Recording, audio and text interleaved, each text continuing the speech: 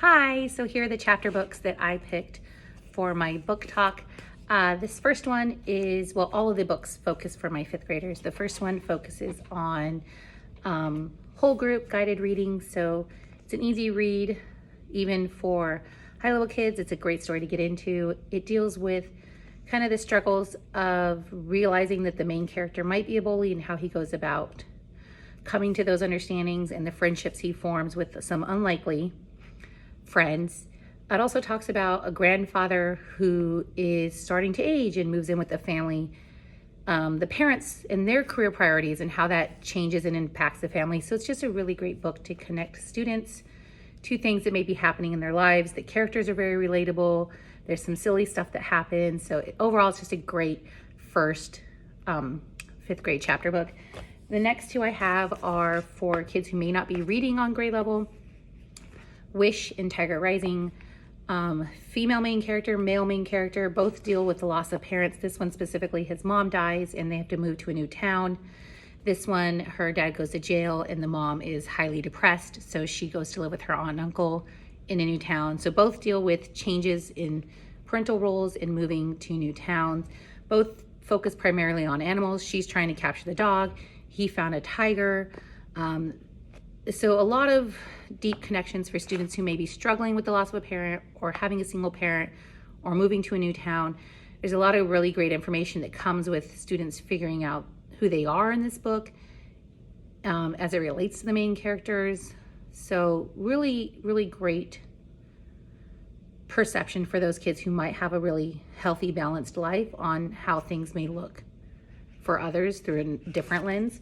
For my kids who are reading above grade level, I have The Time Machine. The Time Machine is a classic, obviously, but it really challenges them to think deeper. It was written a long time ago, and some of the words that are used and the way this story is written is different. So it challenges them to read and see differently from the perspective of, let me see right here, 1895 was when it was first published. So the perspective of what the future would have been like and how humanity has changed and adapted. It's really quite interesting. The first couple of chapters are tough. They're very technical. So we usually read this one twice and they get so much more out of it. And they really do love it. And it's fairly short book, so you can read it twice while other kids are maybe reading some of these thicker books. I found that they really connected this book because of just the perception from time in 100 years ago and what people thought the future might be like. This next one is Out of My Mind, another guided reading book. This one deals with the main character who has cerebral palsy, and she is brilliant, and nobody knows that because she can't speak. And it talks about, how she's worried about her hair just like anyone else would be. And so it's really inspiring.